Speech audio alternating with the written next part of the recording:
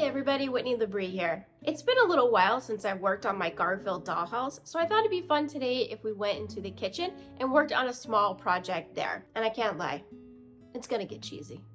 One of the goals that I have now that my dollhouse is completed and furnished is I'd like to go back through and kind of tweak different areas and make certain pieces or areas feel a little bit more artisan. And what I'd like to do is remove this baker's rack right here. So I'm going to go ahead and pull that piece out because I do want to use some of those pots and pans. Now this is the hutch that I purchased. It comes in an unfinished state, which is fabulous because now I can really make it however I want it. I'd really like to make it a little bit more rustic feeling and fill it up with artisan cheeses, which who doesn't love cheese? Oh my gosh. It did come with these two little gold handles, which I'll probably paint and place back on. The kitchen that I have, I designed it in like an old world Italian charm. I am going to stain it and then I want to paint it black. Now these are some of my inspiration pieces that I found on Pinterest. Really not the style so much, but the color. Well, this style I do like, but the coloring with that dark stain and the black paint. And of course it's been sanded away over time or rubbed away over time. And that's the look that I really want for this item. I stained it in this color called Americana. And I'm just going to take my paper towel here and just absorb any of the extra stain that might be on it. What I did notice is that when the item was glued together, some of the glue,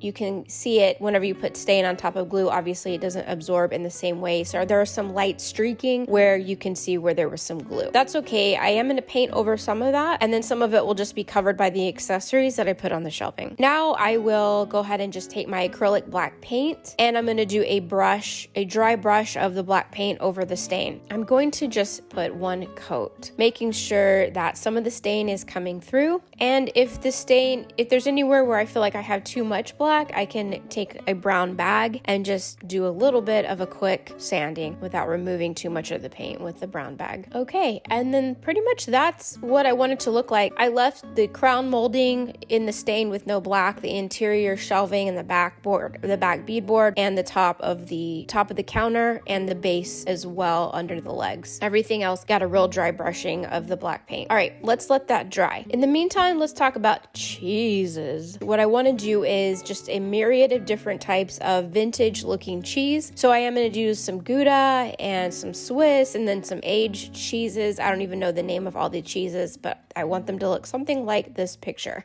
So we'll do half wheels, some Brie, and some other little fun ones. So the polymer clay I'm going to use are these colors here, and then in the description of this video I will add the amounts that I used to get the colors here that you'll see. So for this first cheese I used quite a bit of translucent, some orange, yellow, and then this color called mustard. And this is what I used to make the really bright orange cheddar cheese color that you're seeing here, like a sharp cheddar. For my yellow cheese, what I used was quite a bit of white, yellow, and the mustard color also. And that gave me this a yellow American cheese color right here. For my creamier cheeses, I used a combination of translucent, a little bit of the mustard, quite a bit of white, and a little bit of yellow. And that gave me this real creamy color here, creamy yellow. All right, now before we make our cheese, I do want to add just a little bit of a detail here. I do want to have one maybe small cutting board filled with cheese. So I'm just going to take a piece of this remnant balsa wood and clip off a little chunk with my miter shears. I'll sand the edges, and then what I will do now is just take my stain pens and I will stain it. And at first I was going to do just one color, but then I thought it might be more fun to do a whole bunch of colors so it looked like a board made of many different types of wood. So I'm going to use maple, oak, mahogany, and walnut.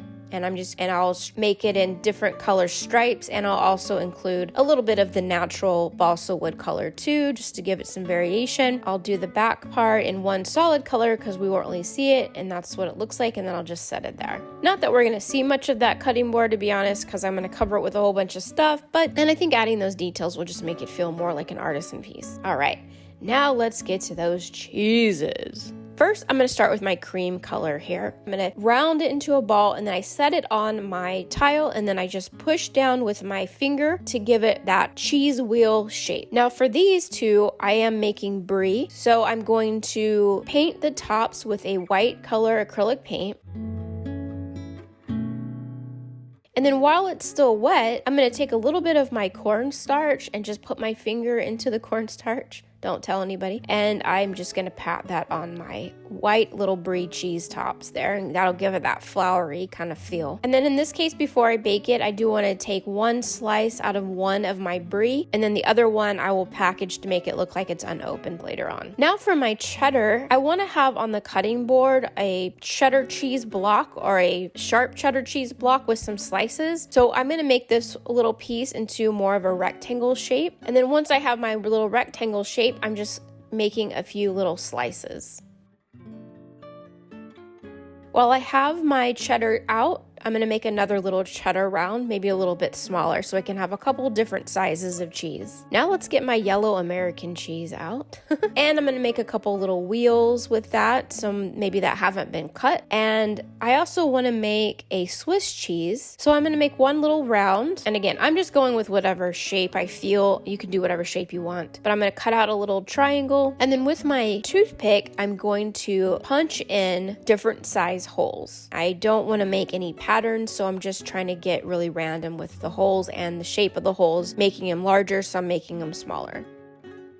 And then I'm just going to go crazy. I'm going to make a whole bunch of different wheels. I'm going to do some half rounds. I'm going to make cheddar rounds. Now keep in mind that some of these are going to be painted and made to look like they're coated in wax. So some of these you won't even see the inside or the color of the cheese that I use. Then I baked them according to the package. And here's what we've got. A whole bunch of really fun cheeses. Look at that. Yay. And I may have made too many. I don't know. I doubt it. Is there ever too much cheese? I don't think so. All right, so let's go with this first cheddar here. It looks like a little Pac-Man. I am going to paint this one in red. I'm going to coat it in the red. And of course with red, I'm going to do a couple different coats. And this one, I'm kind of wanting it to look like Gouda, which is one of my favorite cheeses. So Brie and Gouda. Obviously, I like the creamier cheese. It's probably the worst for you, but whatever. All right, and I'll paint its little wedge too that I took out. If you pull it out of the oven, sometimes you can cut it right away because it's still a little soft. I pre-cut my cheese here. Did I just say I cut the cheese? Oh my gosh, I did. All right, whatever. Moving forward. So those are your options. You can pre-cut it, plop it in the oven to bake, or you can paint it and then cut it as soon as it comes out of the oven. What's the benefit of doing it after is because you can paint the wedges easier. You don't have to worry about messing them up when you paint them. So this one I'm going to paint black. I'm going to have a couple in a black wax and a really bright yellow center. I think that would be a really great contrast. With these cheddar pieces here, I'm taking a color called terracotta, and I'm just patting the paint on it so that you can still see the color orange, but that the outside looks like it has a little bit of a rind on it. And you don't want to paint the interior portion of it where you would see the cheese so that you can see that there's a color contrast between the outside and the inside, and that will give it that more realistic look. To age some of my cheeses, I want to use a color called vanilla, and I'm just going to lightly dry brush some of that vanilla right on to the outside so it kind of has more of a moldy aged cheese look. And then once that dries, I'm going to do a couple cheeses in that way. And once that will dry, then what I'm going to do is take a color called sage, Italian sage, actually in this one to be specific. And I'm going to add a little bit of that sage color also. And then of course that will add that look of a little bit more of a moldier cheese. Now with some of them, I want to paint a little bit of this darker burgundy red to the outside, just giving another cheese type. I don't even know what kind of cheese type, but a different cheese. And then for my Swiss, I'm going to go back and take that terracotta again and lightly dry brush that cheese again, just giving it a darker rind so you can really see the center and the Swiss cheese holes. I'll paint a couple other cheeses in the aged look also. Now, I printed out some cheese labels. I was kind of non-specific on the type of labels that I was getting because the print is so small, but I did find some kind of cool ones, and I'm just going to cut those out and glue them to all my cheese using my ultimate white glue. For the half rounds, basically I just take that little label and I cut it in half, as simple as that. And then you can see here all the labels have gone on to the cheese that I want to have labels, and I've left them off the ones that I don't. And then once my glue is all nice and dry, I'm going to take this Duracraft Ultra Matte Varnish, and I'm going to go ahead and put varnish on all of my cheese. The only one I didn't add that to was my Brie, but all the rest of the cheese I did add a varnish to it. Now, this square block of cheese, I'm going to wrap this one in some cellophane so that it looks like it has a little bit of a packaging as though it was like a slice, just a regular sliced cheese. And I thought that that would add a little bit of extra detail and some fun to that one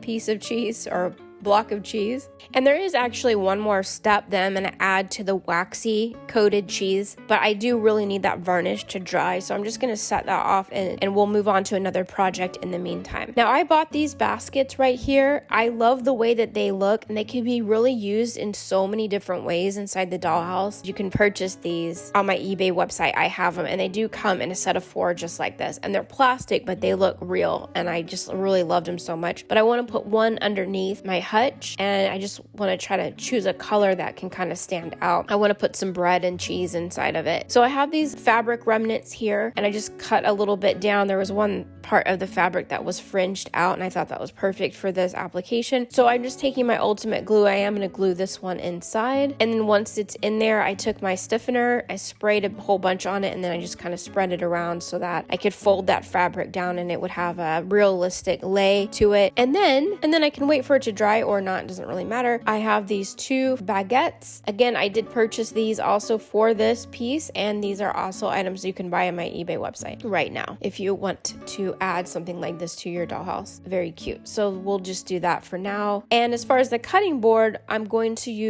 add the non-waxy cheeses to this cutting board. So I'm adding just a little bit more of that material just to make it look like there was a cloth laying there. I will go ahead and glue that in with my Ultimate glue. Then I'm going to add my Brie, and I'm going to add my sliced cheeses as well. So maybe it looks like I'm about to make a sandwich or something with that. And I'll add my little slice of Brie to the top. Let's remove some of that glue. Again, I'm an over gluer.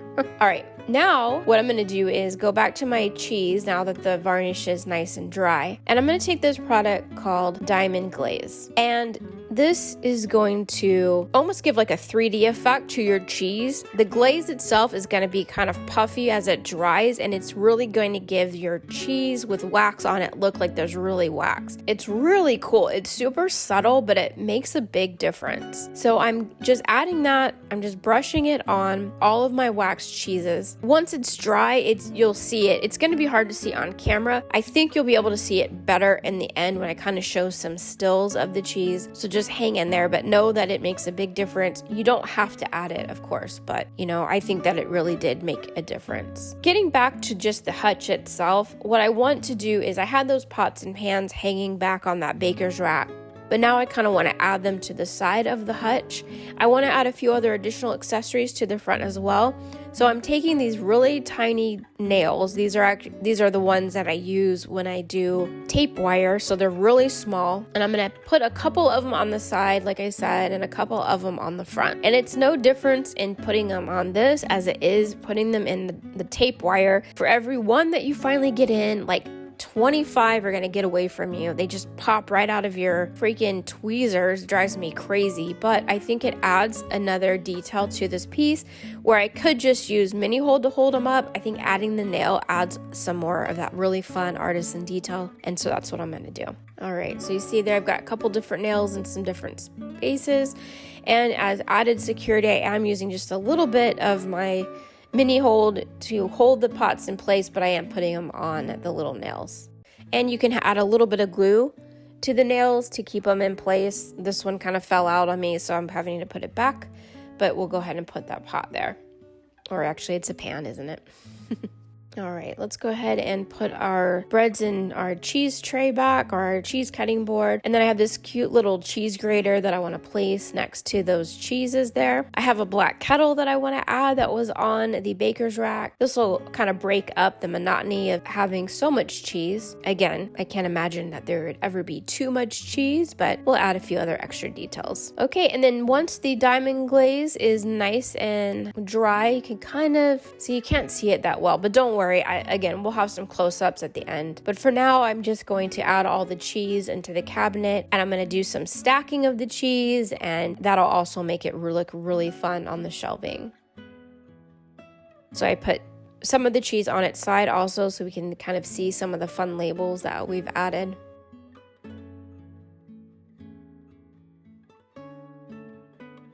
And then I added this garlic also. And I love this garlic. Super cute. Again, another item that you can get on my eBay site. I have it ready in case you want to do something like this. And also a salami as well, a hanging salami. So I've added those two things. The only thing is, because they're nice and bright and new, they look nice and bright and new. So a little too white on the threading. So I did take a little bit of brown, some watered down brown, and I'm just going to dirty up that threading just so it looks like it's been there for a little bit longer than 2 seconds. And then last but not least, I do want to add the drawer pulls to the drawers. So I'm going to add those, but they are also nice and shiny and new. So I'm just going to take a little bit of my burgundy and add a little extra paint to those. I also added a couple tea kettles to the top. Also a couple fall ones since it's still in our fall season for now. And then I can change that out later. For those of you who are just like, Whitney, please don't make me make cheese. I don't want to do it. Can I just add hot cheese? Yes. And I do have all of these really fun assorted cheeses right now on my eBay website that you can purchase too. Okay.